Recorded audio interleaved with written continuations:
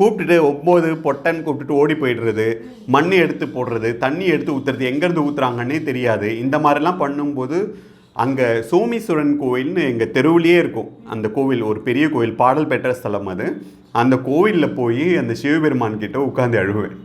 அப்போது ஒரு நாள் கனவுல அந்த லிங்கம் வந்தது.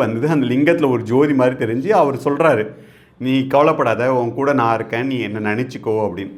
அன்னைக்கு ஆரம்பித்தது ஓம் நமச்சிவாய. இன்னைக்கு வரைக்கும் இங்கே வர வரைக்கும் ஜபம் பண்ணிட்டு தான் வருவேன். அவரோட பேர் எப்போவுமே சொல்லிக்கிட்டே தான் இருப்பேன். அன்னைக்கு ஆரம்பித்தது. அதுக்கப்புறம் யாருமே என்கிட்ட பேச மாட்டாங்கல்ல. இப்போ என் கூட விளையாடுற பசங்களை கூட அவங்க அம்மா அப்பா ஆண்கள் பள்ளியில் தான் படிச்சிங்க. அப்புறம் கோயேடு என்னோட பள்ளி என்னை ஏற்றுக்க மறுத்துருச்சு. நாங்கள் பாஸ்போர்ட் கொடுத்துறோம், நீங்கள் வேறு ஸ்கூலில் சேர்த்துக்கோங்க அப்படின்ட்டாங்க. அப்பா கொண்டு போய் என்னை ஹை ஸ்கூலில் சேர்த்தாங்க. அப்போ அதான் பாய்ஸ் ஹை ஸ்கூலு. ஆக்சுவலி கோ எஜுகேஷனில் கிடைக்காத அன்பும் அந்த இதுவும் அந்த ஸ்கூலில் கிடச்சிது. ஸோ அங்கே எனக்கு ஃப்ரெண்ட்ஸு நபிகள் நாயகம், முருகன் 2 ஃப்ரெண்ட்ஸ் எனக்கு கிடைச்சாங்க. நபிகள் நாயகம், நபில் புகாரி, அவன் பேர் நான் நிறைய இடத்துல தப்பாக சொல்லியிருக்கேன்.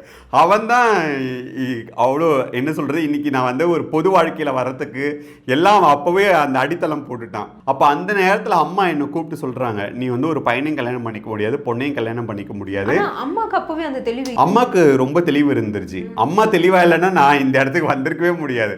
அவங்களுக்குள்ளார இருந்த அழுகையெல்லாம் ஒரு ஸ்டேஜில் நின்றுடுச்சு. அதுக்கப்புறம் அவங்க என்னை ஸ்ட்ராங் பண்ணணும்னு தான் பார்த்தாங்க.